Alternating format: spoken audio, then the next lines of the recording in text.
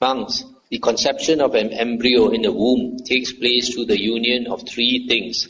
Here, there is the union of the mother and father, but it is not the mother's season, and the being to be reborn is not present. In this case, there is no conception of an embryo in the womb. Here, there is the union of the mother and father. It is the mother's season, but the being to be reborn is not present. In this case, too, there is no conception of an embryo in the womb. But when there is the union of the mother and father, and it is the mother's season, and the being to be reborn is present, through the union of these three things, the conception of an embryo in the womb takes place. I'll stop here for a moment. So, a being can be born in the womb, that means human birth or animal birth, only with three conditions. First, the mother and father must come together.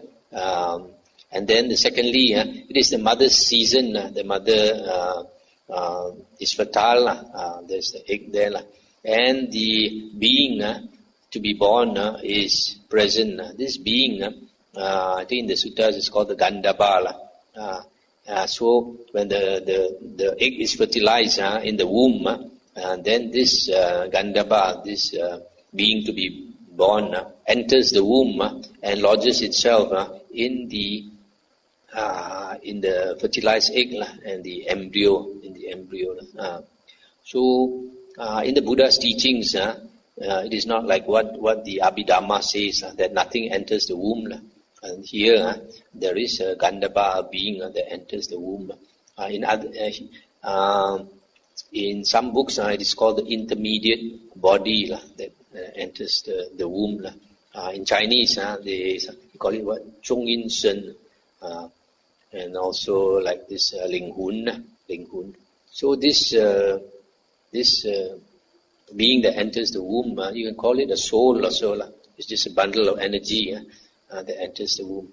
The difference between the soul in other religions and in Buddhism is that in other religions, the soul is something that is permanent, everlasting, unchanging. But in Buddhism, everything is a flux of conditions. Everything in the world, including the soul, is just a bundle of energy.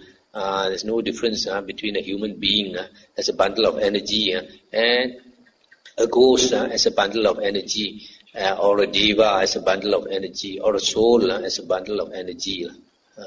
That's why you can see in one of the psychic powers of the Buddha, from the human body of the Buddha, this astral body can come up through his head, and he can go and talk to his disciples with the astral body. So this concept of a soul, although many monks say there is no soul, it is just a wrong translation. The word anatta is not that there is no soul. The word anatta means there is no being that is unchanging, permanent, everlasting. Everything is changing. There's no single thing. Even the cell, so small, is changing. Even an atom, so small, is changing.